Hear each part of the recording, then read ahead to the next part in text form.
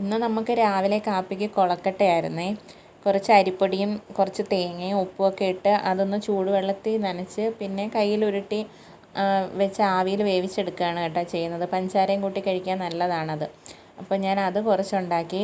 പിന്നെ അത് കാശിക്കുട്ടന് സ്കൂളിൽ പോകുന്നതിന് മുമ്പ് അത് വെന്തില്ലായിരുന്നു. പിന്നെ അവനൊരു മുട്ടയൊക്കെ പൊരിച്ചു കൊടുത്ത് അവനത് കഴിച്ചിട്ട് പോയി. പിന്നെ രാവിലത്തെ ജോലിയെല്ലാം നേരത്തെ ഒതുങ്ങുന്നുണ്ടായിരുന്നു. അപ്പോൾ പിന്നെ ഞാൻ ചിക്കന് പറഞ്ഞിട്ടുണ്ട്. അപ്പോൾ അത് വരുന്നത് വരെ ബാക്കി ജോലിയെല്ലാം ചെയ്യാമെന്ന് കരുതി. ഇപ്പോൾ അവിടെ അടുത്തൊരു വീട്ടിൽ ചിക്കനുണ്ട്. അപ്പോൾ അവിടെ നിന്നാണ് സ്ഥിരം മേടിക്കുന്നത്. നമ്മുടെ പിള്ളേർക്ക് എന്നും ഇറച്ചിയോ മീനോ ഒന്നും ഇല്ലെങ്കിൽ പറ്റത്തില്ല. അപ്പം മീൻ ഇതുവഴി അങ്ങനെ കൊണ്ടുപോകാത്തത് കൊണ്ട് വല്ലപ്പോഴുമാണ് കൊണ്ടുവരുന്നത്. അപ്പോൾ ഇടയ്ക്കിടയ്ക്ക് ചിക്കൻ മേടിക്കാറുണ്ട്. അപ്പോൾ ഞാൻ അടുക്കളയിലെ ജോലിയെല്ലാം ഒതുങ്ങി കഴിഞ്ഞപ്പോൾ അടുക്കളയെല്ലാം വൃത്തിയാക്കി പാത്രങ്ങളെല്ലാം കഴുകി വെച്ചിട്ട് ചിക്കൻ നോക്കി നിൽക്കുകയായിരുന്നേ. അപ്പോൾ വരാത്തത് കൊണ്ട് തന്നെ മുറ്റമെല്ലാം ഒന്ന് തൂത്ത് വൃത്തിയാക്കി. പിന്നെ പിള്ളേരെ അഴിച്ചു വിട്ടിട്ടുണ്ടായിരുന്നു.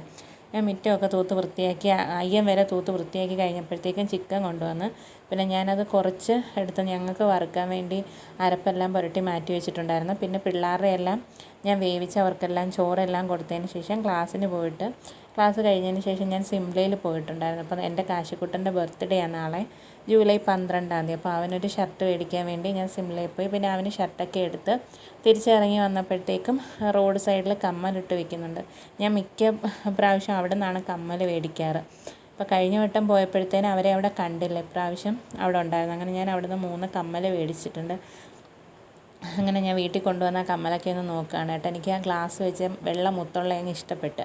പിന്നെ ഞാൻ വീട്ടിൽ വന്ന് കയറി കമ്മലൊക്കെ നോക്കിയിരുന്നപ്പോഴത്തേക്കും കാശിക്കുട്ടൻ വന്നിട്ടുണ്ടായിരുന്നു. അപ്പോൾ ഇന്നത്തെ വീഡിയോ ഇത്രയേ ഉള്ളൂ. ഞങ്ങളുടെ വീഡിയോസൊക്കെ ഇഷ്ടപ്പെടുകയാണെങ്കിൽ ചാനലൊന്ന് സബ്സ്ക്രൈബ് ചെയ്ത് സപ്പോർട്ട് ചെയ്യണേ.